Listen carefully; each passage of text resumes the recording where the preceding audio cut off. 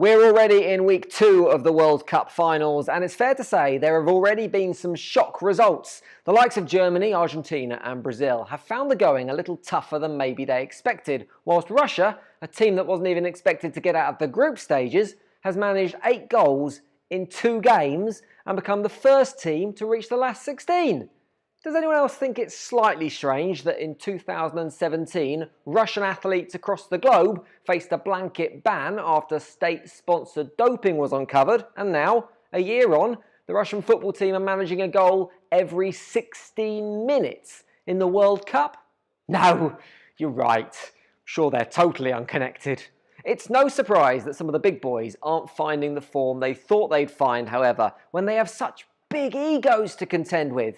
France being one. They hardly looked at the races when they struggled to a 2-1 win over Australia last week, and I'm sure that wasn't helped by Antoine Griezmann's decision to turn the pre-match spotlight onto himself and his future club decisions. In the 24 hours before the game, the Atletico striker released a 25-minute film with the hashtag #LaDecision to announce the exciting news that there was no news at all, and he would indeed be staying in Spain next season. 25 minutes of non-action. It was like watching Uruguay versus Saudi Arabia. Apparently, as with any good TV drama, he even made 2 versions, one saying that he was staying and one saying that he was going, so there weren't any nasty spoilers. Why stop there? What about making a 3rd version, where in the final scene you get eaten by a zombie and replaced with another footballer who isn't an attention-seeking bellend? Let's just hope that this is a one-off event. I don't think I can cope with any more. I can just about deal with the elongated, over-the-top new signing videos we get every transfer window, but I don't need to be watching a 30-minute mini documentary just to find out that Troy Deeney has signed a 1-year contract extension at Watford. The biggest shock of the tournament so far, however, was that England won their opening game of a major tournament for the first time in 20 years, beating Tunisia 2-1, and in the process getting the flag-waving, Brexit-loving red tops in a lather about a proper English hero, Harry Kane, and his untattooed legs. Bet he doesn't have breakfast after losing a game either, eh?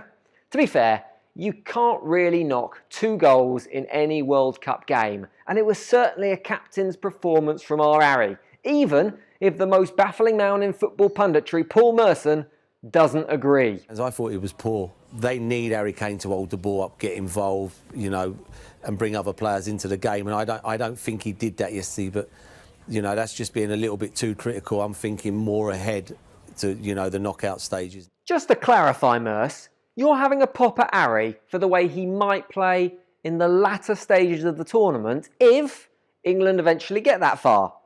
Why don't we just kick him out of the team now in case he misses a penalty in the semi-finals? Actually, that sounds like a really shit plot line for Back to the Future 4. I'd say that maybe Paul Merson can see into the future, but having seen his previous matchday predictions, it's pretty obvious that he can't. You said you would dress up as Gonzo from the Muppets if Huddersfield stayed in the Premier League. I've got the nose on already. Thankfully, England's good work on the pitch has been balanced by the ridiculousness off it. Firstly, Gareth Southgate. He is the first name on England's injury list after dislocating his shoulder whilst out running through the Russian woodland, presumably trying to answer that age-old question as to where bears shit. Although I expect he was probably just trying to prepare his team for more of those WrestleMania-style body slams they received versus Tunisia. Either that or Sergio Ramos was lying in wait for him in the Russian countryside.